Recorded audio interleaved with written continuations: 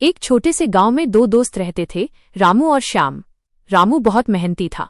वो हर काम सोच समझकर करता था और मानता था कि मेहनत और बुद्धि से सब कुछ पाया जा सकता है। वहीं श्याम बिल्कुल अलग था। वो अक्सर कहता, जो किस्मत में लिखा है वही होगा, मेहनत करने से क्या फायदा। दोनों बचपन से साथ थे, लेकिन उनकी सोच के रास्ते अलग अलग थे। एक दिन दोनों ने तय किया कि अब कुछ बड़ा करना चाहिए। रामू ने उत्साह के साथ कहा, चलो हम शहर जाकर काम करते हैं, कुछ नया सीखते हैं। श्याम हंसकर बोला, अरे भाई, अगर किस्मत में होगा तो यहीं बैठे बैठे सब मिल जाएगा। लेकिन दोस्ती का मान रखते हुए वो भी साथ चल पड़ा। शहर पहुंचते ही दोनों को संघर्ष करना पड़ा। रामू ने कमर कस ली और दिन रात एक कर दिया। उसने छोटे छोटे कामों से शुरुआत की, दुकान में हाथ बटाया, सफाई की और हिसाब किताब सीखा।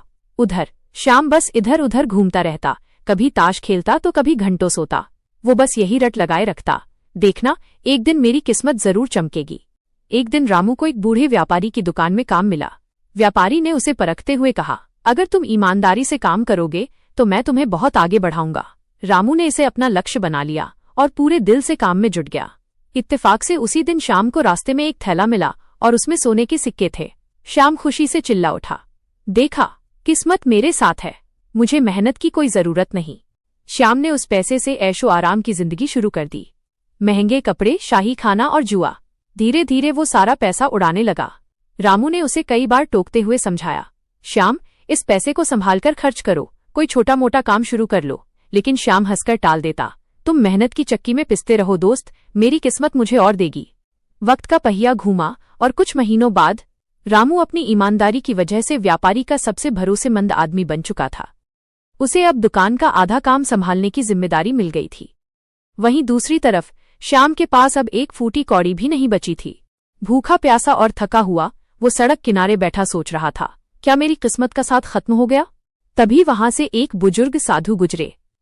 उन्होंने श्याम की हालत देख बड़े शांत भाव से कहा, बेटा, किस्मत सिर्फ दरवाजा खोलती है, लेकिन उस दरवाजे के पार चलना तुम्हें खुद ही पड़ता है। ये बात श्याम के दिल में उतर गई और उसकी आंखें खुल गईं।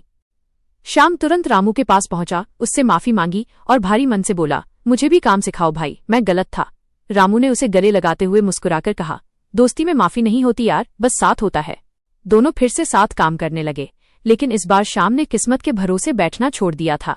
उसने मेहनत और समझदारी को अपना हथियार बनाया। कुछ ही सालों में दोनों ने मिलकर अपनी एक बड़ी दुकान खोल ली। गांव और शहर, हर जगह उनकी सफलता के चर्चे होने लगे। अब श्याम हर किसी से गर्व से कहता, सिर्फ किस्मत से कुछ नहीं होता, बुद्धि और मेहनत भी बहुत जरूरी है। और रामू हमेशा की तरह मुस्कुराते हुए कहता, किस्मत भी उसी का साथ देती है जो खुद अपना साथ देना जानता है।